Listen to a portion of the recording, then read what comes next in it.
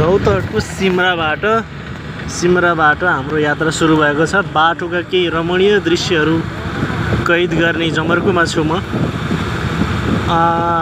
यो चाहिँ सिमराबाट आउँदै गर्दा बाटोमा यो ठाउँको नाम चाहिँ ठ्याक्कै भन्नुपर्दा फुलपरासी हो।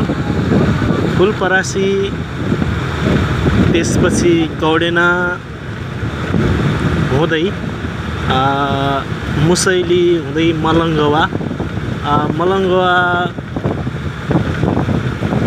जिल्ला सदरमुकाम पुगेपछि फेरि त्यहाँबाट हाम्रो यात्रा अगाडि बढ्छ। यो ठाउँ चाहिँ अत्यन्तै सुमधुर, सुरम्य र सुललित वातावरणले सुसज्जित यो ठाउँ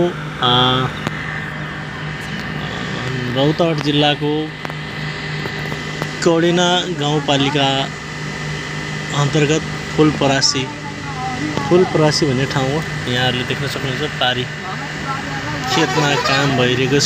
आँपका रुखहरू छन्, आँपका साना साना दाना पनि लागेको छन्। यो स्थानीयहरूको अनुसार यो आँप चाहिँ जेठमा पाक्छ, जेठमा खानयोग्य हुन्छ भन्ने कुरा छ। हामी यहाँबाट हाम्रो यात्रा सुरु गरिसक्यौँ। यो यहाँ नयाँ पुल बन्ने क्रममा छ। यसको अपोजिटमा चाहिँ यो कच्ची बाटो छ, अलिकति फेरि अगाडि पिच बाटो रहेको छ। बाँसघारी यो नरिवलको बोट देख्न सक्नुहुन्छ। त्यसपछि यो चाहिँ के हो यो थाहा भएन।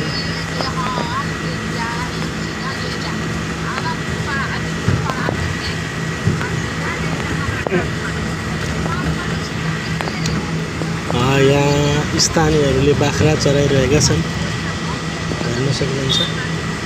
बाख्रामा रङ लगाइएको छ। यहाँ चाहिँ एउटा ठुलो पोखरीको यो मनोरम दृश्य। त्यसपछि यो पिपलको बोटको फेदैमा भैँसी बाँधिएको छ। यो खेतहरू भयो। सोलर प्यानल यहाँ देख्न सक्नुहुन्छ। सोलर प्यानल राखेको छ। गहुँ काट्ने समय रहेको छ अहिले। गहुँ काट्नेहरूको चटारो छ। गहुँ काट्ने र गहुँ भित्राउने अहिलेको समय।